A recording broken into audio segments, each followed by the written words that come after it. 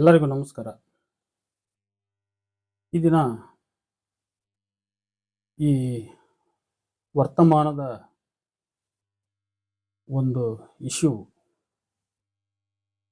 ಲಿಂಗಾಯತ ಧರ್ಮ ಮತ್ತು ವೀರಶೈವ ಧರ್ಮ ಎರಡು ಭಿನ್ನ ಅಥವಾ ಎರಡು ಅಭಿನ್ನ ಎನ್ನುವಂಥ ಈ ಒಂದು ವಾದವನ್ನು ಹಿನ್ನೆಲೆಯಾಗಿಟ್ಟುಕೊಂಡು ಒಂದು ವಿಶೇಷವಾದ ವಿಷಯವನ್ನು ನಾನು ಮಂಡಿಸ್ತಾ ಇದ್ದೇನೆ. ಅದೇನೆಂದರೆ ಅದರ ಶೀರ್ಷಿಕೆ ಜನಮಾನಸ ಗೆದ್ದು ಅನುಷ್ಠಾನಗೊಳ್ಳುವಲ್ಲಿ ಗೆದ್ದಿರುವುದು ಸನಾತನ ಶೈವ ವೀರಶೈವವೋ ಅಥವಾ ಬಸವವಾದಿ ಶರಣತತ್ವವೋ. ಇದು ಒಂದು ವಿಷಯ. ಜನಮಾನಸ ಗೆದ್ದು ಅನುಷ್ಠಾನಗೊಳ್ಳುವಲ್ಲಿ ಗೆದ್ದಿರುವುದು ಅಂದರೆ ಯಶಸ್ಸನ್ನು ಸಾಧಿಸಿರ್ತಕ್ಕಂಥದ್ದು ಸನಾತನ ಶೈವ ವೀರಶೈವವೋ ಅಥವಾ ಬಸವವಾದಿ ಶರಣತತ್ವವೋ. 12ನೇ ಶತಮಾನಕ್ಕೆ ಇದ್ದದ್ದು ಈ ಎರಡೂ ಅಲ್ಲ. ಅಂದರೆ ವೀರಶೈವ ಅಥವಾ ಲಿಂಗಾಯತ ಅನ್ನುವಂಥ ಇವತ್ತಿನ ವಾದ ಏನು ನಡೆದಿದೆಯಲ್ಲ, ಈ ಎರಡೂ ಅಲ್ಲ. ಆಗ ಇದ್ದ ಧರ್ಮ ಅಂದರೆ ಸಮಷ್ಟಿವಾಚಿ ಪರಿಕಲ್ಪನೆ ಅವತ್ತೇನು ವಚನಗಳಲ್ಲಿ ಮತ್ತು ಶಾಸನಗಳಲ್ಲಿ ಪ್ರಯೋಗವಾಗಿದೆ ಅದನ್ನು ನಾನು ಈ ಹಿಂದಿನ ವಿಡಿಯೋದಲ್ಲಿ ನಾನು ಮಂಡಿಸಿದ್ದೇನೆ. ಅದರ ಪ್ರಕಾರ ಚರ್ಚೆ ಹಿನ್ನೆಲೆಯಲ್ಲಿ ಹೇಳೋದಾದರೆ ಅವತ್ತಿದ್ದದ್ದು ಶಿವಾಚಾರ, ಶಿವಧರ್ಮ, ವೀರಮಹೇಶ್ವರಾಚಾರ, ವೀರಮಹೇಶ್ವರ ಧರ್ಮ ಎಂಬಂಥ ಪದಗಳು. ಇದಕ್ಕೆ ಶಾಸನಗಳ ಮತ್ತು ವಚನಗಳ ಸ್ಪಷ್ಟ ಪ್ರಮಾಣಗಳುಂಟು. ಲಿಂಗವಂತ, ಲಿಂಗಾಯತ, ವೀರಶೈವ ಎಂಬ ಹೆಸರುಗಳು ವ್ಯಷ್ಟಿವಾಚಿಯಾಗಿ ಬಳಸಲ್ಪಟ್ಟಿವೆ. ಆದರೂ ಲಿಂಗಾಯತ, ಲಿಂಗವಂತ, ವೀರಶೈವ ಎಂಬ ಹೆಸರುಗಳು ಧರ್ಮದ ಹೆಸರುಗಳಾಗಿ ಯಾವುದೋ ಒಂದು ಅಜ್ಞಾತ ಕಾಲದಲ್ಲಿ ಬಳಸಲು ಆರಂಭವಾಗಿವೆ. ಮಾತ್ರವಲ್ಲ, ವೀರಶೈವ ಲಿಂಗಾಯತ ಎಂಬ ಕೂಡು ಪದ ಬಹಳಷ್ಟು ಜನರಲ್ಲಿ ಇವತ್ತಿಗೂ ಕೂಡ ರೂಢಿಯಲ್ಲಿರ್ತಕ್ಕಂಥದ್ದನ್ನು ನಾವು ಗಮನಿಸಬಹುದು. ಹಲವಾರು ಜನರ ಟೀಸಿಗಳಲ್ಲಿ ವೀರಶೈವ ಲಿಂಗಾಯತ ಅನ್ನೋ ಪದ ನೋಡಿದ್ದೇನೆ. ಮತ್ತೆ ನಾನು ಮಾಡಿರ್ತಕ್ಕಂಥ ಒಂದು ಸಾಧು ಲಿಂಗಾಯತ ವಧುವರ ಸಮಾಗಮ ಅನ್ನುವ ಗ್ರೂಪಿಗೆ, ವಾಟ್ಸಪ್ ಗ್ರೂಪಿಗೆ ಬರ್ತಕ್ಕಂಥ ಅನೇಕ ನೂರಾರು ನಾನು ವಧುವರರ ಈ ಪ್ರೊಫೈಲ್ಗಳನ್ನು ನಾನು ನೋಡಿದ್ದೇನೆ. ಅಲ್ಲಿ ವೀರಶೈವ ಲಿಂಗಾಯತ ಮತ್ತು ಅದರಲ್ಲಿ ಸಬ್ ಕ್ಯಾಸ್ಟ್ ಸಾಧು ಲಿಂಗಾಯತ ಅಂತ ಹಿಂಗೆಲ್ಲ ಬರೆದಿರ್ತಾರೆ, ಸಾಧರು ಅಂತ ಬರೆದಿರ್ತಾರೆ. ಜನಸಾಧಾರಣರಲ್ಲಿ ವೀರಶೈವ ಮತ್ತು ಲಿಂಗಾಯತ ಎಂಬ ಭೇದ ಅಚ್ಚರಿಯನ್ನ ಉಂಟು ಮಾಡಿದೆ. ಮಾತ್ರವಲ್ಲ, ಮಠಾಧಿಪತಿಗಳಲ್ಲಿಯೂ ಕೂಡ ಕೆಲ ಭಕ್ತರಲ್ಲಿಯೂ ಎರಡು ಭಿನ್ನ ಬಣಗಳು ಉಂಟಾಗಿ, ಒಂದು ಬಣ ಲಿಂಗಾಯತವು ವೀರಶೈವದಿಂದ ಭಿನ್ನ, ವೀರಶೈವರು ಲಿಂಗಾಯತರಾಗಬಹುದು, ಆದರೆ ಲಿಂಗಾಯತರು ವೀರಶೈವರಾಗಲಾರರು ಎಂದು ವಾದಿಸುತ್ತಾ ಬಸವ ಸಂಸ್ಕೃತಿ ಅಭಿಯಾನ ನಿರತವಾಗಿದೆ. ಇನ್ನೊಂದು ಬಣ ಈ ಲಿಂಗಾಯತ ಧರ್ಮ ಸ್ವತಂತ್ರ ಧರ್ಮವಾದಿಗಳ ಈ ಭೇದವನ್ನು ನಿರಾಕರಿಸುತ್ತದೆ ಮತ್ತು ಈ ಹೋರಾಟವು ಈ ಧರ್ಮದ ಅಖಂಡತೆ, ಐಕ್ಯತೆಯನ್ನ ಒಡೆಯುವ ಪ್ರಯತ್ನ ಎಂದು ಆರೋಪಿಸಿ ಈ ಬಸವ ಸಂಸ್ಕೃತಿ ಅಭಿಯಾನಕ್ಕೆ ಪರ್ಯಾಯವಾದ ಮತ್ತೊಂದು ಸಮಾವೇಶವನ್ನು ಹಮ್ಮಿಕೊಳ್ಳುವುದಾಗಿ ಅದು ಪ್ರಕಟಿಸಿದೆ. ಅಂದರೆ ಬಹಳ ಸ್ಪಷ್ಟವಾಗಿ ಕರ್ನಾಟಕದ ಅಖಂಡ ಲಿಂಗಾಯತ ಸಮಾಜ ಎರಡು ವಾದಗಳಿಗೆ ಅದು ಗುರಿಯಾಗಿದೆ. ಎರಡು ಬಣಗಳಲ್ಲಿ ಅದು ಒಡೆದು ಹೋಗುವ ಎಲ್ಲ ಲಕ್ಷಣಗಳು ಅದು ಕಾಣ್ತಾ ಇದೆ. ಇಂಥ ಹೊತ್ತಿನಲ್ಲಿ ಈ ನಮ್ಮ ಯಾರು ನಿಡುಮಾಮಿಡಿ ಚನ್ನಮಲ್ಲ ವೀರಭದ್ರ ಸ್ವಾಮಿಗಳು ಮಾತ್ರ ಇವರೀರ್ವರನ್ನ ಒಂದುಗೂಡಿಸಬೇಕೆಂದು ವೀರಶೈವ ಲಿಂಗಾಯತ ಮುಖಂಡರಲ್ಲಿ ಅವರು ಮನವಿ ಮಾಡಿಕೊಳ್ತಾ ಇದ್ದಾರೆ. ಕೆಲವು ಕಡೆ ಬಾಗಲಕೋಟೆ, ಬಿಜಾಪುರದಲ್ಲಿ ಅವರು ಪತ್ರಿಕಾಗೋಷ್ಠಿಯನ್ನು ಕರೆದು ಮಾತಾಡಿದ್ದಾರೆ. ನಾನು ಅದನ್ನು ಗಮನಿಸಿದ್ದೇನೆ. ಈ ಹಿನ್ನೆಲೆಯಲ್ಲಿ ಇದೇನು ಜನಾಂಗಿಕ ಭೇದವೋ, ದೇವತೆಗಳ ಭೇದವೋ, ಆಚಾರಗಳ ಭೇದವೋ, ತಾತ್ವಿಕ ಭೇದವೋ, ರಾಜಕೀಯ ಪ್ರೇರಿತವಾದ ಗುಂಪುಗಾರಿಕೆಯೋ ಎಂಬ ಹತ್ತಾರು ಪ್ರಶ್ನೆಗಳಿಗೆ ಇದು ಕಾರಣವಾಗಿದೆ ಮತ್ತು ಅಂತಹ ಸಂದೇಹಗಳನ್ನು ಅದು ಉಂಟು ಮಾಡ್ತಾ ಇದೆ. ಅಲ್ಲದೆ ಶರಣ ಪ್ರತಿಪಾದಿತ ಧರ್ಮ ಮತ್ತು ಪೀಠಾಚಾರ್ಯ ಪ್ರತಿಪಾದಿತ ಆಗಮ ಪ್ರಣೀತ ಧರ್ಮ ಈ ಎರಡರಲ್ಲಿ ಯಾವುದು ತನ್ನ ತತ್ವಾಚರಣೆಗಳನ್ನು ಸಮಾಜದ ಜನರ ನಿತ್ಯ ಜೀವನದಲ್ಲಿ ಪ್ರಾಯೋಗಿಕವಾಗಿ ಅನುಷ್ಠಾನಗೊಳಿಸುವಲ್ಲಿ ಯಶಸ್ವಿಯಾಗಿದೆ ಎಂಬ ಪ್ರಶ್ನೆಯೂ ಕೂಡ ಈ ಸಂದರ್ಭದಲ್ಲಿ ಹುಡ್ತಾ ಇದೆ. ಹಾಗಾಗಿ ಈ ಕುರಿತು ಒಂದು ಉತ್ತರ ಹುಡುಕುವತ್ತ ಒಂದು ಸ್ಥೂಲವಾದ ಚರ್ಚೆಯನ್ನು ನಾನು ಇಲ್ಲಿ ಮಂಡಿಸ್ತಾ ಇದ್ದೇನೆ.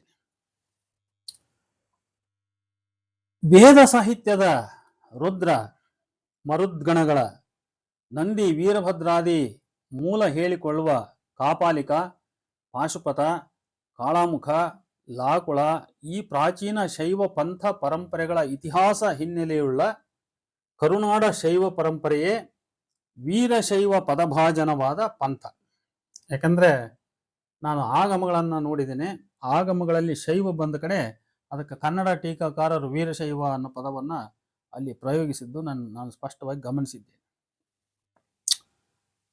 ಆದಿಯಿಂದ 12ನೇ ಶತಮಾನದವರೆಗೆ ಈ ಗುರುವರ್ಗವೇ ಅಂದ್ರೆ ಈ ಶೈವ ಗುರುವರ್ಗವೇ ಶೈವ, ವೀರಶೈವ, ಲಿಂಗಾಯತ ಧರ್ಮ ಪರಂಪರೆಗೆ ಗುರು ಜಂಗಮ ವರ್ಗವಾಗಿದ್ದುದು.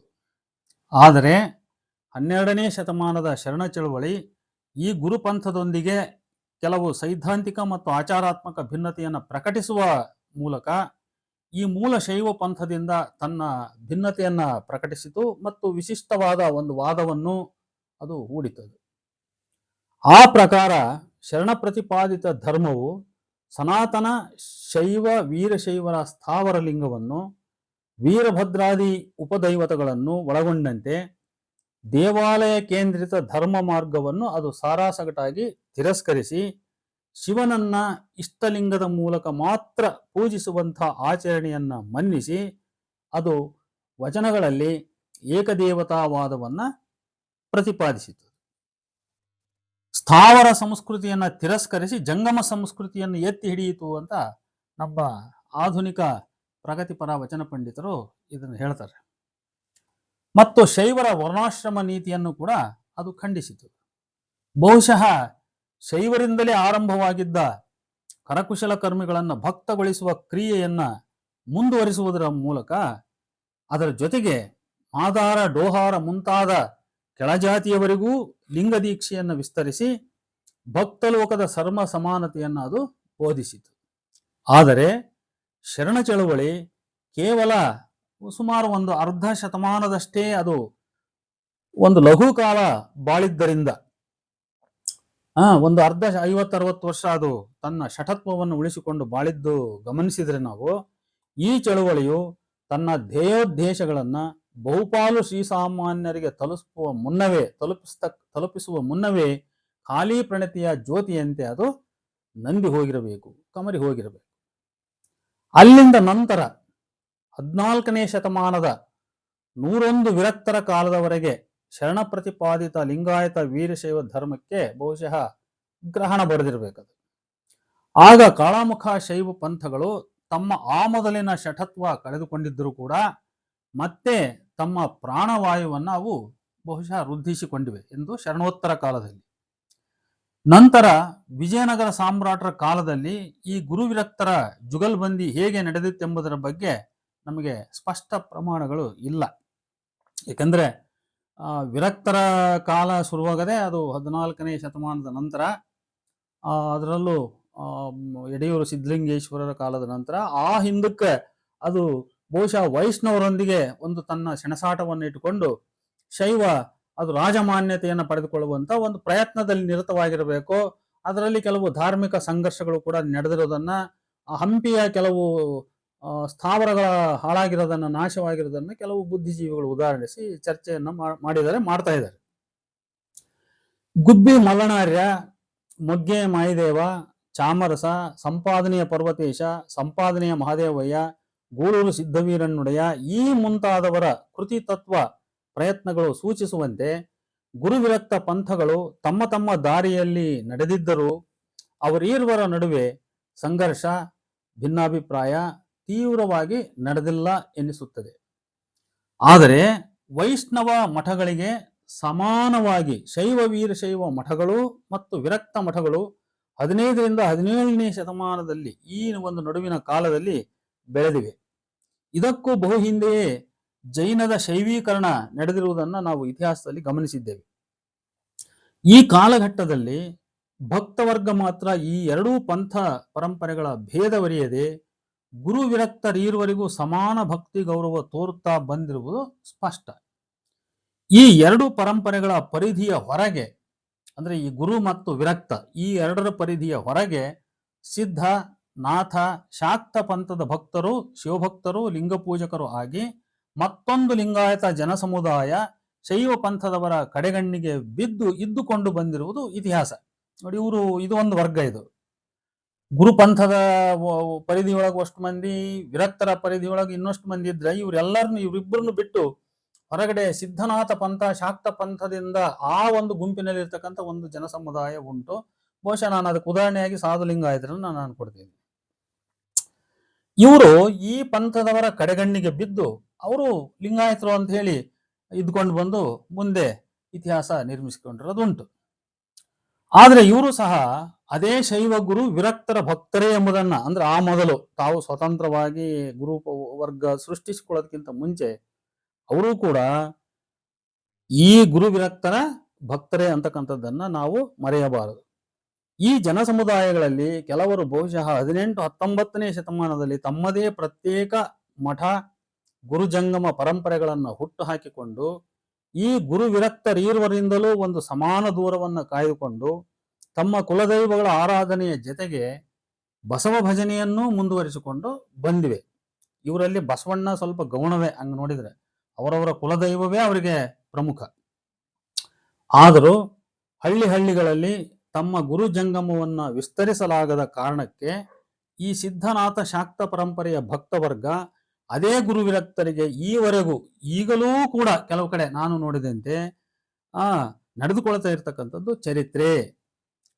ಹಾಗೆಯೇ ಬಸವವಾದಿ ಶರಣಮಾರ್ಗಿ ವಿರಕ್ತರಾಗಲಿ ಇತರರಾಗಲಿ ಈ ಶೈವ ಗುರು ಜಂಗಮವನ್ನೇ ನಿತ್ಯ ನೈಮಿತ್ತಿಕ ಜೀವನದ ಧಾರ್ಮಿಕ ಆಚಾರ ಮತ್ತು ಸಾಂದರ್ಭಿಕ ಆಚಾರಗಳಿಗೆ ಅವಲಂಬಿಸಿ ಅವರ ಭಕ್ತ ಲೋಕದ ಭಾಗವಾಗಿ ಈವರೆಗೂ ಬಂದಿರತಕ್ಕಂಥದ್ದು ಇತಿಹಾಸ.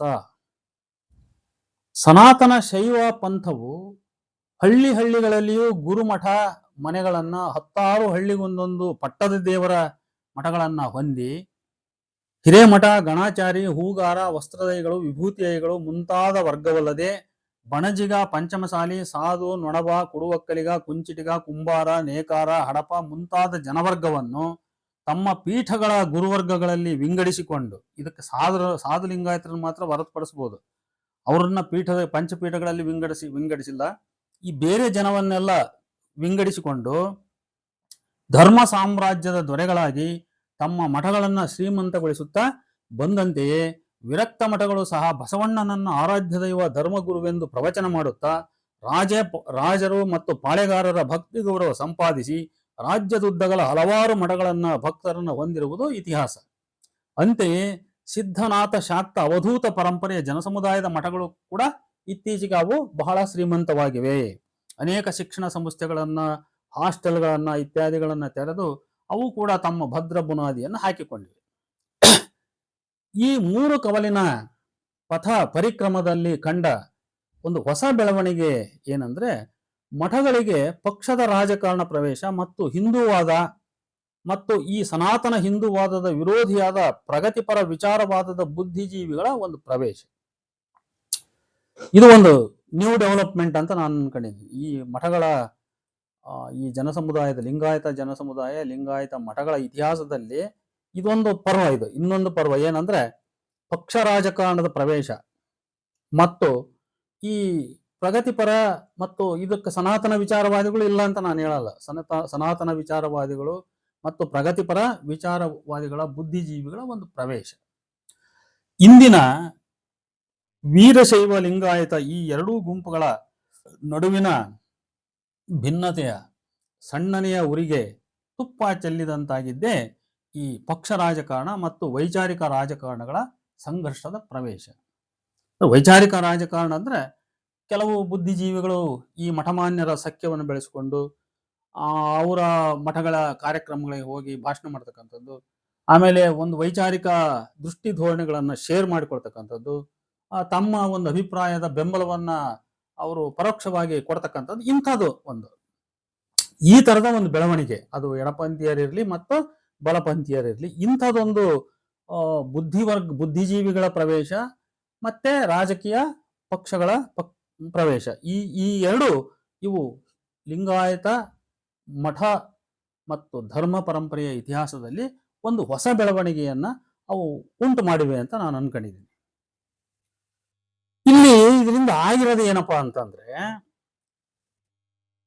ಈ ಬಿರುಕು ಅಂದ್ರೆ ಈ ಪರಿಣಾಮವಾಗಿ ಉಂಟಾಗಿರ್ತಕ್ಕಂಥ ಈ ಬಿರುಕು ಸಂಘರ್ಷದ ಪರಿಣಾಮ ಸಮಾಜದಲ್ಲಿ ಸೃಷ್ಟಿಯಾದ ಒಂದು ರೀತಿ ಅನೈಕ್ಯತೆ ಅಥವಾ ಸೃಷ್ಟಿಯಾಗಬಹುದಾದ ಒಂದು ಅಶಾಂತಿ ಒಂದು ಕಡೆ ಆದರೆ, ಶರಣ ತತ್ವಗಳ ವಿರೂಪೀಕರಣ ಅದರ ಇನ್ನೊಂದು ಬೌದ್ಧಿಕ ದುಷ್ಪರಿಣಾಮ ಅಂತ ಕರೀತೇನೆ ನಾನು.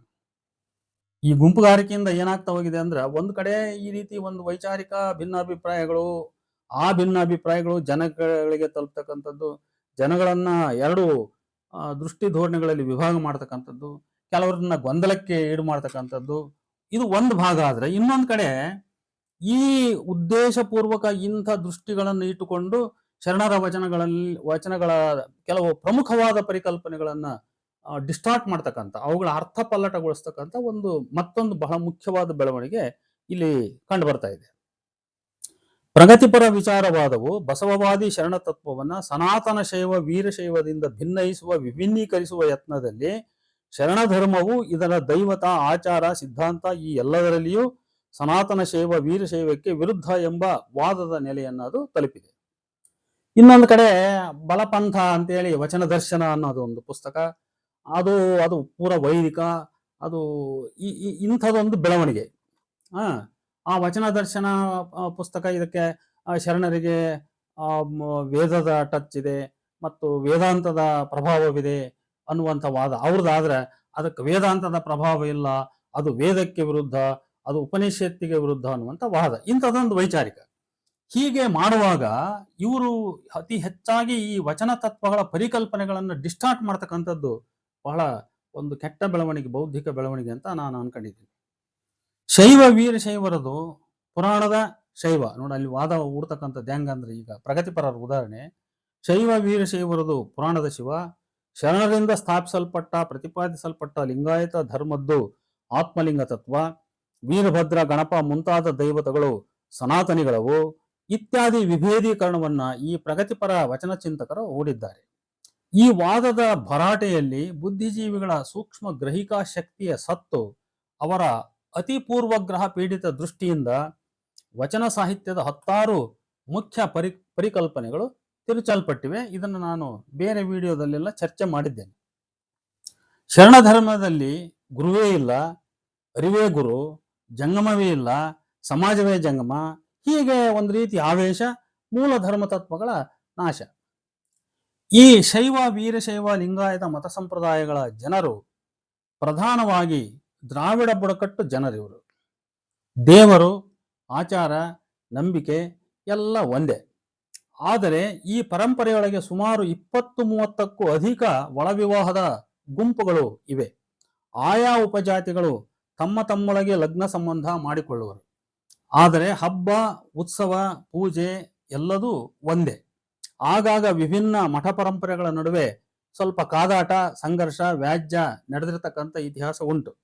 ಆದರೆ ಅದು ಸಮಾಜವ್ಯಾಪಿ ಹರಡಿದ ದೊಡ್ಡ ರೋಗವೇನಾಗಿರಲಿಲ್ಲ.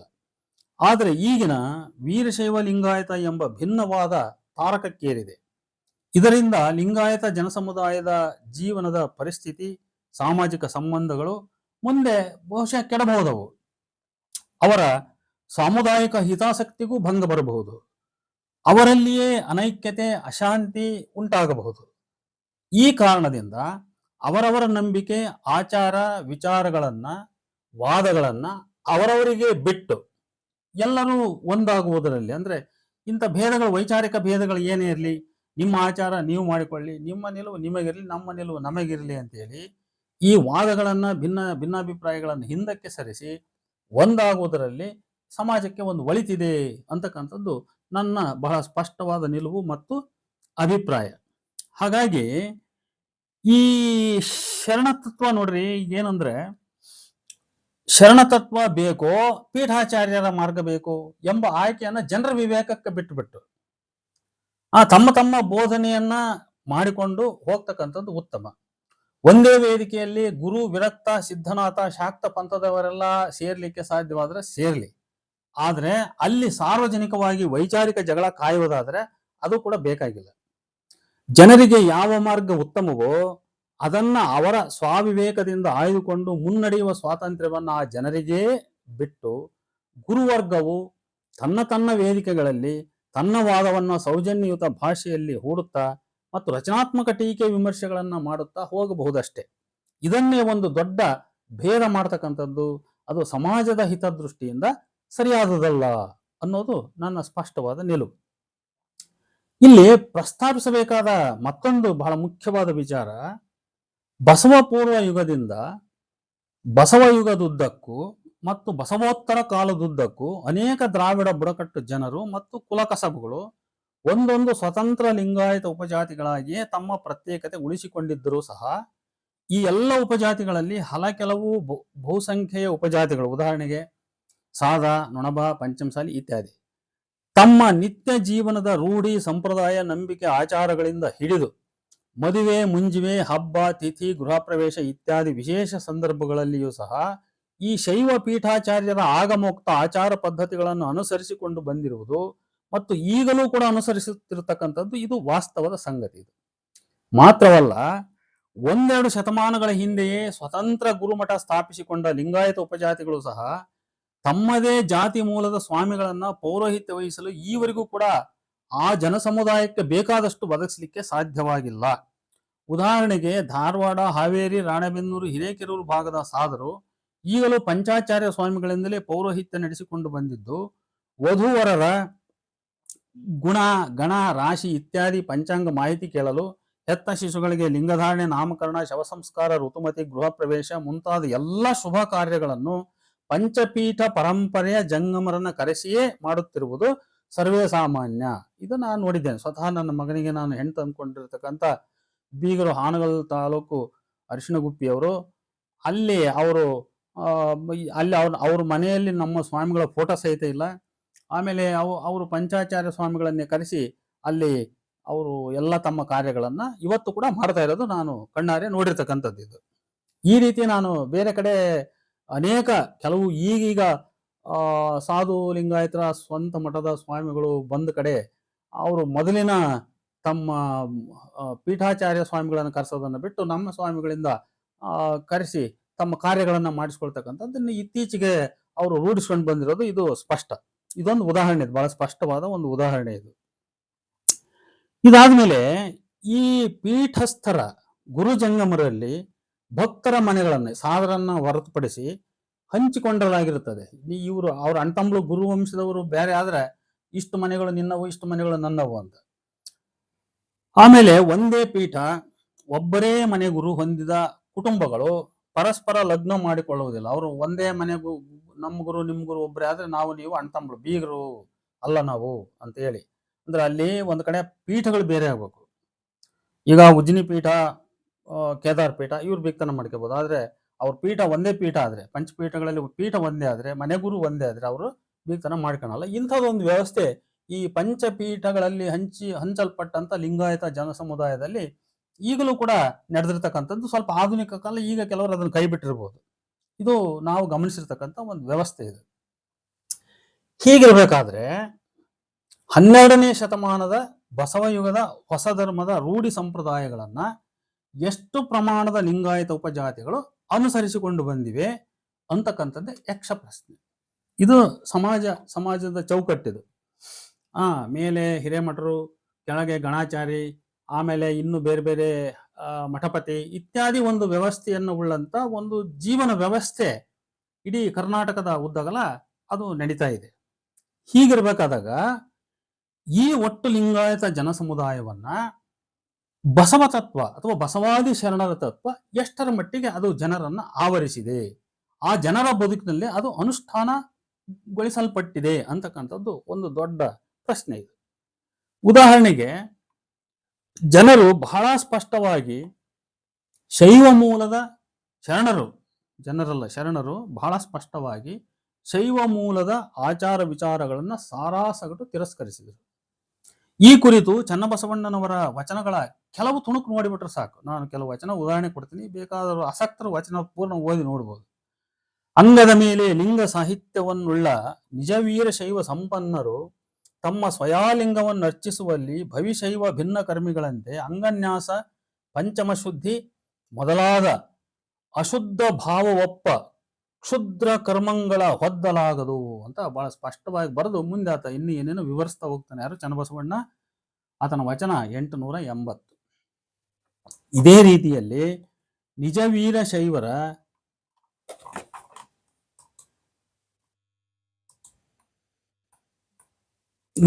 ಶೈವರ ಭಕ್ತರ ವಿವಾಹ ಕ್ರಮದ ಬಗ್ಗೆಯೂ ಚನ್ನಬಸವಣ್ಣನ 894ನೇ ವಚನ ಹೇಳ್ತದೆ. ಹೀಗಿರ್ಲಿಕ್ಕೆ ನಿಜವೀರ ಶೈವ ಅರ್ಥಾತ್ ಲಿಂಗಾಯತರು ಈ ಭವಿಶೈವ ಪದ್ಧತಿಗಳನ್ನೇಕೆ 800 ವರ್ಷಗಳ ನಂತರವೂ ಈಗಲೂ ಕೂಡ ಅನುಸರಿಸಬೇಕು? ಈಗ ಚನ್ನಬಸವಣ್ಣ ಅವತ್ತು 12ನೇ ಶತಮಾನಕ್ಕೆ ಅವನ್ನೆಲ್ಲ ನೀವು ನಿರಾಕರಿಸ್ಬಿಟ್ಟ. ಈ ಭವಿಶೈವ ಪದ್ಧತಿಗಳನ್ನ, ನೀವು ರೂಢಿ ಪದ್ಧತಿಗಳನ್ನು ಒಪ್ಪಬೇಡ್ರಿ ಅಂತ ಹೇಳ್ದ. ಸರಿ, ಮತ್ತೀಗ ಲಿಂಗಾಯತ ಧರ್ಮದ ಸಂಸ್ಥಾಪಕರು ಬಸವಣ್ಣನವರು ಅಂತ ಇವ್ರು ಹೇಳ್ತಾರೆ, ಇಷ್ಟಲಿಂಗದ ಜನಕ ಅಂತ ಇವ್ರು ಹೇಳ್ತಾರೆ. ಈ ಧರ್ಮವನ್ನು ವಿಸ್ತರಿಸಿದ ಧರ್ಮತತ್ವ ಬೋಧನೆ ಕರ್ನಾಟಕದ ಉದ್ದಗಲ ಹರಡಿತು, ಎಲ್ಲ ಸಮಾನತೆ ಎಲ್ಲ ಅನುಷ್ಠಾನವಾಯಿತು ಅಂತ ಈಗ ಹೇಳ್ತಾ ಇರೋ ಮಾತನ್ನ ನಾವು 100% ನಿಜ ಅಂತ ನಾವು ಒಪ್ಪಿಕೊಳ್ಳೋದಾದ್ರೆ, ಈ 800 ವರ್ಷಗಳ ನಂತರವೂ ಕೂಡ ಲಿಂಗಾಯತರಲ್ಲಿ ಈ ನಿಜ ವೀರಶೈವ ಯಾಕೆ ಅನುಷ್ಠಾನಕ್ಕೆ ಪೂರ ಬಂದಿಲ್ಲ? ನೋಡ್ರಿ, ಇದಕ್ಕೆ ಉದಾಹರಣೆ ಹೇಳ್ತೀನಿ ನಾನು. ಶರಣತತ್ವಗಳು, ಬೋಧನೆಗಳು ವಚನಗಳ ಕಟ್ಟುಗಳಲ್ಲೇ ಉಳಿದಿದ್ದಾವೆ. ಆದರೆ ಶೈವ ಮಠಸ್ಥರು ತಮ್ಮ ಗುಡಿ ಪೌರೋಹಿತ್ಯ ಮತ್ತು ಮಠಗಳ ಮೂಲಕ ಜನರ ನಿತ್ಯ ಜೀವನ ರಂಗವನ್ನ ತಮ್ಮ ನಿಯಂತ್ರಣದಲ್ಲಿ ಯಾವತ್ತೂ ಶತಶತಮಾನಗಳಿಂದಲೂ ಕೂಡ ಅವರು ಇರಿಸಿಕೊಂಡೇ ಬಂದಿದ್ದಾರೆ. ಜಡ್ಡು ಜಾಪತ್ತು ಬಂದರೆ ಅಂತ್ರ ಮಂತ್ರ ತಾಯ್ತಾ ಕಟ್ಟೋದು, ಅಮಾವಾಸ್ಯೆ ಹುಣ್ಣಿಮೆ ಕೇಂದ್ರವಾಗಿ ಮಂತ್ರ ಮಾಟ ರಂಗ ಬರೆಯೋದು, ಭೂತೋಚ್ಚಾಟನೆ, ದೇವರ ಹೇಳಿಕೆ, ಪಂಚಾಂಗ ಶಾಸ್ತ್ರ, ಜ್ಯೋತಿಷ್ಯ ಈ ಮುಂತಾದ ಎಲ್ಲ ಚಟುವಟಿಕೆಗಳ ಮೂಲಕ ಈ ಗುರು ಜಂಗಮ ವರ್ಗ ಜನರಿಗೆ ಅತಿ ನಿಕಟವಾಗಿ ಇದ್ಕೊಂಡು ಬಂದಿದೆ. ಅದು ಅಂದ್ರೆ ಅವರ ನಿತ್ಯ ಕಷ್ಟಗಳಿಗೆ ಅದು ತಮ್ಮದೇ ಆದ ಒಂದು ಪರಿಹಾರವನ್ನು ಅದು ಕೊಡ್ತಾ ಬಂದಿದೆ. ಅದು ಅವರನ್ನ ಭಕ್ತರು ಗೌರವದಿಂದ ಅಜ್ಜರು, ಅಪ್ಪೋರು ಅಂತ ಹೇಳಿ ಈಗಲೂ ಕೂಡ ಉತ್ತರ ಕರ್ನಾಟಕದಲ್ಲಿ ಗೌರವಿಸೋದನ್ನು ನಾವು ಕಾಣ್ತಾ ಇದ್ದೇವೆ. ಇದು ಸರ್ವೇ ಸಾಮಾನ್ಯ. ಇದು ಇವರ ಬೋಧನೆ ಆಚಾರಗಳೆಲ್ಲವೂ ಶರಣತತ್ವದಿಂದ ಭಿನ್ನವಾಗಿಯೇ ಇವೆ. ಇವರೇನೀಗ ಇವತ್ತು ಈ ಮಠಸ್ಥರ ಬೋಧನೆ ಮಾಡ್ತಾ ಇದ್ದಾರೋ ಅವು ಯಾವುವು ಶರಣತತ್ವಕ್ಕೆ ಸಮ್ಮತವಾದವಲ್ಲವು, ಶರಣತತ್ವದಿಂದ ಭಿನ್ನವಾದವು, ಅವಕ್ಕೆ ವಿರುದ್ಧವಾದವು ಅಂತ ನಾವು ಹೇಳಬಹುದು. ಶರಣರು ವಾರ ತಿಥಿ ನಕ್ಷತ್ರ ಯಾವುದನ್ನು ನಂಬದೆ ಎಮ್ಮವರು ಬೆಸಗೊಂಡರೆ ಶುಭಲಗ್ನವೆನ್ನಿರಯ್ಯ, ರಾಶಿಕೂಟ ಸಂಪನ್ನರುಂಟೆಂದು ಹೇಳಿರಯ್ಯ ಅಂತ ಅಂದ್ರವರು. ಆದ್ರೆ ಜನರು ಬಿಟ್ರೆ ತಿಥಿ ನಕ್ಷತ್ರ ಯಾವುದು ಬಿಡಲಿಲ್ಲ. ಜನಸಾಮಾನ್ಯರು ಇದೇ ಶೈವ ಗುರುವಿನ ಗುರುದೀಕ್ಷೆ ಮೂಲಕ ಪಡೆದ ಇಷ್ಟಲಿಂಗವನ್ನೂ ಇತ್ತ ಕಟ್ಟಿಕೊಂಡರು, ಸ್ಥಾವರ ಲಿಂಗಕ್ಕೂ ಹೋಗಿ ಅತ್ತ ಉರುಳಿದರು. ಈಗ ಅಂಬಿಗರ ಚೌಡಯ್ಯನಂತ ಹೇಳ್ದ, ಕಟ್ಟಿದ ಲಿಂಗವ ಬಿಟ್ಟು ಬೆಟ್ಟದ ಲಿಂಗಕ್ಕೆ ಹೋಗಿ ಹೊಟ್ಟೆ ಅಡಿಯಾಗಿ ಬೀಳುವ ಲೊಟ್ಟೆ ಮೂಳನ್ನು ಕಂಡಡೆ ಲಟಲಟನೆ ಎಡಪಾದ ರಕ್ಷೆಯಿಂದ ಹೊಡೆಯ ಅಂತ ಹೇಳ್ದ ಯಾರು? ಅಂಬಿಗರ ಚೌಡಯ್ಯ. ಆದ್ರೆ ಈ ಚೌಡಯ್ಯನ ಮಾತು ಯಾರ ಕಿವಿಗೂ ಬೀಳಲಿಲ್ಲ, ಯಾರನ್ನು ತಿದ್ಲಿಲ್ಲ. ಒಂದ್ ಕಡೆ ಇಷ್ಟಲಿಂಗನು ಕಟ್ಟಿಕೊಂಡ್ರು, ಇನ್ನೊಂದು ಕಡೆ ಗುಡಿಗುಂಡಾರನು ತಿರುಗ್ತಲೇ ಬಂದ್ರು. ಹಾಗಾಗಿ ಶರಣರು ತತ್ವಕ್ರಾಂತಿ ಮಾಡಿದರೆ ಹೊರತು ನಿತ್ಯ ಜೀವನದ ಧಾರ್ಮಿಕ ವ್ಯವಸ್ಥೆಯನ್ನು ಆಮೂಲಾಗ್ರವಾಗಿ ಪ್ರಾಯೋಗಿಕವಾಗಿ ಬದಲಿಸದೇ ಹೋದರು. ಆಗಲೇ 12ನೇ ಶತಮಾನಕ್ಕೆ ಸಂಪೂರ್ಣ ಸಮಾನತೆ ಇತ್ಯಾದಿ ಜಾರಿಯಾಗೇ ಬಿಟ್ಟಿತ್ತು ಅಂತಕ್ಕಂಥ ಮಾತುಗಳು ಏನದವಲ್ಲ, ಇವು ನಂಬಲಿಕ್ಕೆ ಅನರ್ಹ. ಸುಮ್ಮನೆ ಇವು ಒಂಥರ ಜನರನ್ನ ಏನೋ ಒಂಥರ ಎಮೋಷನಲಿ ಅವ್ರನ್ನ ರೈಸ್ ಮಾಡ್ತಕ್ಕಂಥ ಮಾತುಗಳು ಅಷ್ಟೇ ಇವು. ಅವರು ತಮ್ಮದೇ ಗುರು ಜಂಗಮ ವ್ಯವಸ್ಥೆಯ ಮೂಲಕ ತಮ್ಮದೇ ಆಚಾರವನ್ನು ಅನುಷ್ಠಾನಕ್ಕೆ ತಾರದೇ ಹೋದರು. ಕಾರಣ ಬಸವಪೂರ್ವ ಯುಗದಿಂದಲೂ ಇದ್ದುಕೊಂಡು ಬಂದಿದ್ದ ಆ ಪೌರೋಹಿತ್ಯ ವ್ಯವಸ್ಥೆಯನ್ನು ನಾಶ ಮಾಡಲು ಅಥವಾ ಆ ವ್ಯವಸ್ಥೆಯಿಂದ ಜನರನ್ನ ಮುಕ್ತಗೊಳಿಸಿ ತಮ್ಮದೇ ಆದ ಹೊಸ ವ್ಯವಸ್ಥೆಗೆ ಜನರನ್ನು ಹೊಂದಿಸಲು ಶರಣರಿಗೆ ಆಗಲಿಲ್ಲ. ಇದಕ್ಕೆ ಬಹುಶಃ ಕಾರಣ ಏನಂದ್ರೆ, ಸ್ವತಃ ಶರಣರು ಪುರೋಹಿತಶಾಹಿ ವ್ಯವಸ್ಥೆಯ ವಿರೋಧಿಯಾಗಿದ್ದುದು ಒಂದು ಮುಖ್ಯ ಕಾರಣ ಇರಬಹುದು. ಅಂದ್ರೆ ಇವರು ಪುರೋಹಿತರನ್ನ ಸೃಷ್ಟಿ ಮಾಡುವಂತಹ ಉದ್ದೇಶ ಈ ಶರಣರಿಗೆ ಇಲ್ಲದೆ ಇರೋದು ಒಂದು ಮುಖ್ಯ ಕಾರಣ ಇರಬಹುದು. ಆದ್ರೆ ಜನರ ಜೀವನ, ನಿತ್ಯ ಜೀವನ ಅದು ಪುರೋಹಿತಶಾಹಿಗೆ ಅದು ಹೊಂದ್ಕೊಂಡೇ ಬಂದಿತ್ತದು. ಹೀಗಾಗಿ ಶರಣರ ಬೋಧನೆಗಳು ವಚನಗಳ ಕಟ್ಟಲ್ಲೇ ಉಳಿದು ಆಗಮೋಕ್ತ ಅರೆವೈದಿಕ ತಾಂತ್ರಿಕ ಆಚಾರಗಳು ಜನರ ಜೀವನವನ್ನು ಆವರಿಸಿಕೊಂಡೇ ಬಂದವು. ಹೀಗಿರುವ ಕಾರಣಕ್ಕೆ ಎಲ್ಲ ಉಪಜಾತಿಗಳು ಸಹ ಇಷ್ಟಲಿಂಗ ಪೂಜೆಗೆ ಸೀಮಿತವಾಗದೆ ತಮ್ಮದೇ ಆದ ಕುಲದೈವ ಕುಲಗುರುಗಳಿಗೆ ನಡೆದುಕೊಳ್ಳುವುದನ್ನ ಅವರು ತೊರೆಯಲೇ ಇಲ್ಲ. ಉದಾಹರಣೆಗೆ ಸಾಧು ಲಿಂಗಾಯತರಲ್ಲಿ ಕೆಲವರು ಬಾದಾಮಿ ಬನಶಂಕರಿ, ಉಚ್ಚಂಗಮ್ಮ, ಚಂದ್ರಗುತ್ತಿ ಯಲ್ಲಮ್ಮ, ಸೌದತ್ತಿ ಯಲ್ಲಮ್ಮ, ಗುಂಟನೂರು ದ್ಯಾಮವ್ವ, ಕುಕ್ಕನೂರು ಮಹಾಮಾಯೆ ಅಥವಾ ಕುಕ್ಕನೂರು ದ್ಯಾಮವ್ವ, ಇನ್ನೂ ಕೆಲ ಈ ಹೆಣ್ಣು ದೇವತೆಗಳಿಗೆ ನಡೆದುಕೊಂಡ್ರೆ, ಮತ್ತೆ ಕೆಲವರು ಉಜ್ಜನಿ ಮರಳುಸಿದ್ದ, ಶ್ರೀಶೈಲ ಮಲ್ಲಿಕಾರ್ಜುನ, ಚಿಗಟೇರಿ ನಾರದ ಮುನಿ, ತಿರುಪತಿ ವೆಂಕಟೇಶ, ಕಲ್ಲೆದೇವರಪುರದ ಕಲ್ಲೇಶ, ಕುರುವತ್ತಿ ಬಸವೇಶ್ವರ, ಮೈಲಾರಲಿಂಗ, ಹೀಗೆ ಅನೇಕ ತಮ್ಮದೇ ಆದ ಕುಲದೈವತೆಗಳಿಗೆ ನಡೆದುಕೊಳ್ಳುತ್ತಲೇ ಇದ್ದಾರೆ. ಇನ್ನು ಪಂಚಮಶಾಲಿಗಳಲ್ಲಿ ನೀವು ನೋಡಿದ್ರೆ ಕೊಟ್ಟೂರೇಶ, ಕುರುವತ್ತಿ ಬಸವೇಶ, ಅಬ್ಲೂರು ಬಸವೇಶ, ಆಮೇಲೆ ಇನ್ನ ಕೊಡದಗುಡ್ಡ, ಕೊಡಚಿ, ಇನ್ನು ಮುಂತಾದ ಈ ವೀರಭದ್ರೇಶ್ವರ ದೇವರುಗಳನ್ನ ಸಾಕಷ್ಟು ಕರ್ನಾಟಕದ ಉದ್ದಾಗಲ್ಲ. ಆ ವೀರಭದ್ರ ದೇವರುಗಳ ಮನೆತನಕ್ಕೆ ಆ ವೀರಭದ್ರ ದೇವರುಗಳನ್ನು ಮನೆ ದೇವರು ಮಾಡಿಕೊಂಡಂತ ಪಂಚಮಶಾಲಿ ಲಿಂಗಾಯತರು, ಬಣಜಿಗ ಲಿಂಗಾಯತರು, ಹಡಪದ ಲಿಂಗಾಯತರು, ಕುಂಬಾರ ಲಿಂಗಾಯತರು, ಇಂಥವ್ರು ಸಾಕಷ್ಟು ಜನ ನಮಗೆ ಸಿಗ್ತಾರೆ. ಇದೇನು ಮತ್ತೆ ಇದೆಲ್ಲ ಏನಿದು? ಇದೇನು ಶರಣ ಮಾರ್ಗವೇ ಇದು? ಈಗ ಇಷ್ಟಲಿಂಗ ಕಟ್ಟಿಕೊಳ್ಳೋದು, ಇನ್ನೊಂದು ಕಡೆ ಸ್ಥಾವರ ಲಿಂಗಕ್ಕೆ ಇದೇನು ಶರಣ ಮಾರ್ಗ ಅಲ್ವಲ್ಲ ಇದು? ಇದನ್ನ ಜನ ಎಲ್ಲಿ ಬಿಟ್ಟಿದ್ದಾರೆ ಇದನ್ನ? ಆದ್ರಿಂದ ಇದೇನು ಶರಣ ಮಾರ್ಗವೇ ಶೈವ ಮಾರ್ಗವೇ ಅಂತ ನಾವು ವಿಚಾರ ಮಾಡಿದಾಗ ಜನರು ನಿತ್ಯ ಜೀವನದಲ್ಲಿ ಅಳವಡಿಸಿಕೊಂಡು ಇಂದಿನಿಂದ ಇಲ್ಲಿವರೆಗೂ ಬಂದಿರತಕ್ಕಂಥದ್ದು ಅದು ಶೈವ ಮಾರ್ಗವೇ ಹೊರತು ಶರಣ ಮಾರ್ಗ ಅಂತೂ ಅಲ್ಲವೇ ಅಲ್ಲ. ಹಾಗಾಗಿ ಶರಣ ಮಾರ್ಗದ ಝಳ ಈ ಜನಸಮುದಾಯಕ್ಕೆ ಬಡಿದಿದ್ದೇ ಆಗಿದ್ದಲ್ಲಿ ಕರ್ನಾಟಕದ ಎಷ್ಟೋ ದೇವಾಲಯಗಳು ಇವತ್ತು ನಾಶವಾಗಿ ಹೋಗಿರ್ಬೇಕು. ಅವು ಬಾಗಿಲು ಮುಚ್ಚಿರ್ಬೇಕಾಗಿತ್ತು ಅವು. ಯಾಕಂದ್ರೆ ಅವರು ಬಹಳ ಸ್ಪಷ್ಟವಾಗಿ ಕರೆ ಕೊಟ್ಟರು, ಯಾವ ನೀವು ತೀರ್ಥಯಾತ್ರೆ ಹೋಗ್ಬೇಡ್ರಿ, ಸ್ಥಾವರ ಲಿಂಗಕ್ಕೆ ಎರಗಬೇಡ್ರಿ ಅಂತ ಹೇಳ್ಬಿಟ್ಟು. ಹಂಗಿರುವಾಗ ಎಲ್ಲರೂ ಶರಣ ತತ್ವವನ್ನು 100% ಪಾಲನೆ ಮಾಡಿದ್ರೆ ದೇವಾಲಯಗಳು ಬೀಗ ಹಾಕಿರ್ಬೇಕಾಗಿತ್ತು, ಅವೆಲ್ಲ ಬಿದ್ದೋಗಿರ್ತಿದ್ವು ಇವತ್ತು. ಆದ್ರಿಂದ ಏನಾಯ್ತು, ಸ್ಥಾವರ ಲಿಂಗ ಅಳಿಯಲಿಲ್ಲ, ಅದು ಉಳಿತು, ಅದು ಸೋಲದೆ ಗೆದ್ದಿತು. ಇನ್ನು ಜನರ ನೀತಿ ರೀತಿ ನೈತಿಕ ಮಟ್ಟ ನೋಡಿದರೆ ಅಲ್ಲೇನು ನಮಗೆ ದೊಡ್ಡ ಪ್ರಗತಿ ಕಾಣ್ತಾ ಇದೆ ಅಂತ ನಾವು ಹೇಳಕ್ಕಾಗಲ್ಲ. ಕಳಬೇಡ ಕೊಲಬೇಡ ಎಂಬ ಬಸವಣ್ಣನವರ ವಚನಕ್ಕೆ ತದ್ವಿರುದ್ಧವಾದದೇ ಇವತ್ತು ಅನೇಕರ ನಡಾವಳಿಕೆಯಲ್ಲಿ ಕಂಡುಬರುತ್ತದೆ. ಕಳವು, ಕೊಲೆ, ಹುಸಿ, ಹಾದರ, ಮೋಸ, ಠಕ್ಕು, ವಂಚನೆ, ಭ್ರಷ್ಟಾಚಾರ, ಮೂಢನಂಬಿಕೆ, ಮದ್ಯಮಾಂಸ ಸೇವನೆ ಈ ಎಲ್ಲವೂ ರಾಜಾರೋಷವಾಗಿ ನಡೆಯುತ್ತಾ ಇವೆ. ಭಕ್ತಿ, ಶ್ರದ್ಧೆ, ಪ್ರಾಮಾಣಿಕ ಕಾಯಕದಿಂದ ದುಡಿದು ಜೀವಿಸುವವರಿಗಿಂತಲೂ ಅಪ್ರಾಮಾಣಿಕವಾಗಿ ಸಮಾಜದ ಗಂಟು ಹೊಡೆದು ಯಾರದೋ ಸಂಪದ ಕಬಳಿಸಿ ಮಠಕ್ಕೆ ದೇಣಿಗೆ ಕೊಟ್ಟವನೇ ಇವತ್ತು ಅನೇಕ ಗುರುಮಠಗಳಿಗೆ ಅವರು ಸದ್ಭಕ್ತರಾಗಿದ್ದಾರೆ. ಪರಗಣ ಪರಸತಿಯರ ಬಗ್ಗೆ ಕಟು ಎಚ್ಚರ ನೀಡಿದವರು ಶರಣರು. ಆದರೆ ಅನೇಕ ಬಸವವಾದಿ ಸ್ವಾಮಿಗಳು ಎಂಬೋರೇ ಪರಸತಿ ಕಾಮದಾಟದಲ್ಲಿ ಸಿಗಿಬಿದ್ದು ಜೈಲು ಪಾಲಾಗಿಲ್ಲವೇ? ಈ ಎಲ್ಲವೂ ಕೂಡ ಕಠೋರ ಸತ್ಯಗಳು. ಆದ್ದರಿಂದ ವಾಸ್ತವ ಸಮಾಜದ ವಿದ್ಯಮಾನಗಳು ಹೇಳುವಂತೆ ಶರಣತತ್ವಗಳು ಜನರ ಆಚಾರ ವಿಚಾರಗಳನ್ನ ನಡಾವಳಿಕೆಗಳನ್ನ ಬದಲಿಸುವಲ್ಲಿ ತಿದ್ದುವಲ್ಲಿ ಸೋತಿವೆ ಎನ್ನದೇ ವಿಧಿ ಇಲ್ಲ. ಅವು ಗೆದ್ದಿಲ್ಲ. ಅವು ಗೆದ್ದಿದ್ರೆ ಇವತ್ತು ಶುದ್ಧ ಸಮಾಜ ನಮ್ಮಲ್ಲಿ ನಿರ್ಮಾಣ ಆಗಬೇಕಾಗಿತ್ತು. ಒಂದು ದೇವಾಲಯಗಳು ಕೂಡ ಉಳಿದಂಗೆ ನಾಶವಾಗಿ ಹೋಗಿರ್ಬೇಕಾಗಿತ್ತು. ಆಮೇಲೆ ಇವತ್ತಿನ ಈ ಭೇದಗಳೇ, ಲಿಂಗಾಯತ ಭೇದಗಳೇ ಇವತ್ತು ಇರಬಾರ್ದಿತ್ತು. ಎಲ್ಲರೂ ಭಕ್ತರೆಲ್ಲ ಸಮಾನರು ಅನ್ನುವ ಭಾವನೆ 800 ವರ್ಷದಿಂದಲೇ ಜಾರಿಯಾಗಿ ಬಂದಿದ್ರೆ ನೋಡ್ರಿ, ಆ ಒಂದು ತತ್ವ, ಒಂದು ಆಚರಣೆ ಅದು ಪ್ರಯೋಗವಾಗಲಿಕ್ಕೆ 1 ಶತಮಾನವೇ 2 ಶತಮಾನವೇ, ಹೆಚ್ಚು ಕಮ್ಮಿ 8 ಶತಮಾನ ಇವತ್ತು ನಾವು ಕಳೆದಿದ್ದೀವಿ ಅಂದಾಗ ಆ 8 ಶತಮಾನದಲ್ಲಿ ಈ ಧರ್ಮತತ್ವ ಆಚರಣೆ ಸಂಪೂರ್ಣ 100 ಜಾರಿಯಾಗಿದ್ರೆ ಲಿಂಗಾಯತರಲ್ಲಿ ಭೇದವಿಲ್ಲ, ಯಾವುದೇ ಜಾತಿ ಭೇದವಿಲ್ಲದೆ ಒಂದೇ ಜಾತಿ ಇರಬೇಕಾಗಿತ್ತು. ಅದಿಲ್ಲ. ದೇವಾಲಯಗಳು ಸ್ಥಾವರ ಲಿಂಗಗಳಿಗೆ ಪೂಜೆ ಇಲ್ಲದಂತೆ ಅವು ಹಾಳು ಬಿದ್ದಿರಬೇಕಾಗಿತ್ತು. ಬೇರೆ ಜನ ಪೂಜೆ ಮಾಡ್ಕೋಬಹುದು, ಆದರೆ ಲಿಂಗಾಯತರು ಮಾತ್ರ ಆ ದೇವಾಲಯಗಳಿಗೆ ಹೋಗಲೇಬಾರ್ದಿತ್ತು. ಎಲ್ಲ ಸತ್ಯ ಶುದ್ಧ ಶರಣರೇ ಆಗಿದ್ರೆ ಎಲ್ಲರಲ್ಲಿ ಸಾತ್ವಿಕತೆ ನೈತಿಕತೆ ಎದ್ದು ಕಾಣಬೇಕಾಗಿತ್ತು. ಅಂಥದ್ದೊಂದು ಸಮಾಜ ಇವತ್ತು ಕನಸಷ್ಟೇ ಅದು. ಇದಕ್ಕೆ ಬಹಳ ಮುಖ್ಯವಾದ ಕಾರಣ ವಚನ ಸಾಹಿತ್ಯ ಜನಸಾಧಾರಣರನ್ನ ತಲುಪಿಲ್ಲ, ಅದು ತಲುಪುವಲ್ಲಿ ಸೋತಿದೆ ಅಂತ. ತಲುಪಿದ್ದರೂ ಕೆಲವನ್ನು ಅನುಷ್ಠಾನಕ್ಕೆ ತರಲು ಸಾಧ್ಯವಾಗಿಲ್ಲ. ಈಗ ಅವರಲ್ಲಿ ಅನೇಕ ಕೆಲವು ತಾತ್ವಿಕ ಕಠಿಣತೆಗಳು ಎಷ್ಟಿದಾವಂತ ಹೇಳಿದ್ರೆ, ಅಂತರಂಗ ಬಹಿರಂಗ ಶುದ್ಧಿ, ನುಡಿನಡೆ ಒಂದು, ಬರೀ ಇವೆರಡೇ ನಾವು ಪಾಲನೆ ಮಾಡಲಿಕ್ಕೆ ನಮ್ಮಿಂದ ಆಗಲ್ಲ. ಅಷ್ಟು ಕಠಿಣವಾಗಿ ಕೆಲವು ತತ್ವ ವಿಚಾರಗಳೆಲ್ಲ ಇವೆ. ಇದೆಲ್ಲದರ ಜೊತೆಗೆ ಶರಣರು ಖಂಡಿಸುವ ಬಹುದೈವತಾ ಶ್ರದ್ಧೆ ಅದು ಜನವಿರೋಧಿ ನಿಲುವು ಅಂತ ನನಗನ್ನಿಸ್ತದೆ. ಯಾಕಂದ್ರೆ ಇವರು ಒಂದು ಏಕದೇವೋಪಾಸನೆಯನ್ನ ಬೋಧನೆ ಮಾಡ್ತಾ ಈ ಧರ್ಮ ತತ್ವವನ್ನು ಎಲ್ಲಿಗೆ ತಗೊಂಡು ಹೋದ್ರು ಅಂದ್ರೆ ಒಂದು ರಿಲಿಜಿಯಸ್ ಹೆಜಿಮನಿಗೆ ತಗೊಂಡು ಹೋದ್ರು. ಅಂದ್ರೆ ಧಾರ್ಮಿಕ ಸರ್ವಾಧಿಕಾರಿ ನೆಲೆಯನ್ನ ಅದನ್ನ ತಲುಪಿಸಿಬಿಟ್ಟಿರೋದು. ಹಂಗಾಗಿ ಅದು ಸಹಜವಾಗಿ ಜನವಿರೋಧಿ ಆಯ್ತದು.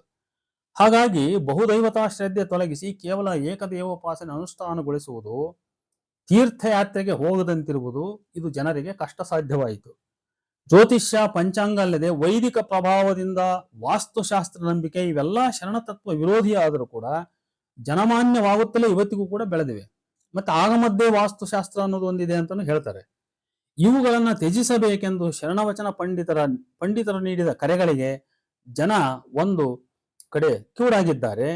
ಇನ್ನೊಂದು ಕಡೆ ಕಳೆದ 4-5 ದಶಕಗಳಲ್ಲಿ ವಚನ ತತ್ವಗಳ ಪ್ರಾಮಾಣಿಕ ವಿಶ್ಲೇಷಣೆಗಿಂತ ಬರೀ ಬಣ್ಣನೆ, ವಿಜೃಂಭಣೆಯೇ ನಡೆದಿರುವುದು ಹೆಚ್ಚು. ಇದರಿಂದ ಶರಣತತ್ವದ ಬಗ್ಗೆ ನಂಬಿಕೆಗಿಂತ ಸಂದೇಹವೇ ಹೆಚ್ಚಾಗತೊಡಗಿದೆ. ಅದು ಇವರು ಹೊಗಳೋದು ಇದೆಲ್ಲ ನೋಡಿಬಿಟ್ರೆ ಇದರಲ್ಲಿ ನಿಜವಾಗ್ಲೂ ಸತ್ಯ ಇದೆಯೋ ಅಸತ್ಯ ಇದೆಯೋ ಅನ್ನುವಂತ ಒಂದು ಭ್ರಮ ನಿರಸನ ನಮ್ಗೆ ಉಂಟಾಗ್ಬಿಡ್ಬೇಕು. ಆ ರೀತಿ ಈ ವಚನ ವಿಶ್ಲೇಷಕರ ಒಂದು ವಿಶ್ಲೇಷಣೆಗಳು, ವೈಭವೀಕರಣಗಳು ಅವೆಲ್ಲವೂ ನಡೀತಾ ಬಂದಿದ್ದಾವೆ, ಮತ್ತೆ ಈಗಲೂ ನಡೀತಲೇ ಇದಾವೆ ಅವು. ಒಟ್ಟಿನಲ್ಲಿ ಶರಣತತ್ವ ಜನರ ಜೀವನದ ಭಾಗವಾಗಿ ಆಚರಣೆ ಅನುಷ್ಠಾನಕ್ಕೆ ಬರುವಲ್ಲಿ ಅದು ಸೋತಿದೆ. ಅದು ಗೆಲ್ಲಬೇಕಾದರೆ ಶರಣತತ್ವದ ಸರಿಯಾದ ವಿಮರ್ಶೆ, ವಿಶ್ಲೇಷಣೆ ಆಗುವುದರ ಮೂಲಕ ಸಾಧುವೂ ಸಾಧ್ಯವೂ ಆದ ತತ್ವಗಳನ್ನ ಯಾವುದೇ ಬಣ್ಣನೆ ಇಲ್ಲದೆ ಜನರ ಮುಂದೆ ಇಡುತ್ತಾ ಹೋದರೆ ಜನರು ಶರಣತತ್ವವನ್ನ ಆಲಿಂಗಿಸಿಕೊಳ್ತಾರೆ. ಈಗ ಪ್ರಗತಿಪರ ಹುಸಿ ಭಾಷಣಗಳಿಗೆ ಬರುವ ಚಪ್ಪಾಳೆಗಳು ಶರಣತತ್ವದ ಜಯದ ಸಂಕೇತ ಅಲ್ಲವು. ಅವರು ಚಪ್ಪಾಳೆ ತಟ್ಟರೆಲ್ಲ ಅವರು ಅದನ್ನು ಪೂರ್ಣ ಇದು ಸತ್ಯ ಅಂತ ಅರ್ಥ ಮಾಡಿಕೊಂಡೇ ಏನು ಚಪ್ಪಾಳೆ ತಟ್ತಾ ಇಲ್ಲ, ಯಾವುದೋ ಒಂದು ಆವೇಶದಲ್ಲಿ ಹಾಗೆ ಮಾಡ್ತಾ ಇದ್ದಾರೆ. ಆಮೇಲೆ ಶರಣತತ್ವದಲ್ಲಿರ್ತಕ್ಕಂಥ ಈ ಏಕದೇವೋಪಾಸನೆಯ ತತ್ವ ಏನಿದೆಯಲ್ಲ ಅದು ಆಕ್ಚುಲಿ ಅದು ಒಂದು ರೀತಿ ಜನವಿರೋಧಿ. ಯಾವುದು ಜನವಿರೋಧಿ ಅದು ನಿಲ್ಲಲ್ಲ, ಯಾವುದೇ ತತ್ವ ನಿಲ್ಲಲ್ಲ. ಜನವಿರೋಧಿಯಾಗಿದ್ದು ಅದು ಸೋಲಲೇಬೇಕು, ಅದು ಔಟ್ಡೇಟೆಡ್ ಆಗ್ಲೇಬೇಕು ಅದು.